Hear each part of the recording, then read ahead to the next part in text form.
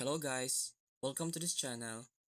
In this video, I'm going to show you how to use Gemini AI to create AI images.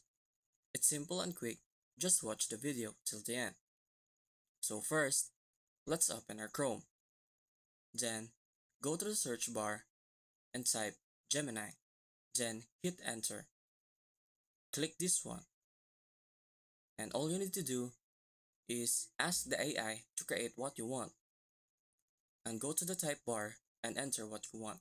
So, I'll just ask Gemini to create Santa Claus riding on a flying lion, and let's just wait for a while.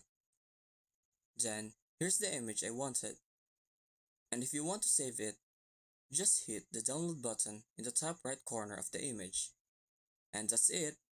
If you find this video helpful, give a thumbs up, and don't forget to share, comment, and subscribe.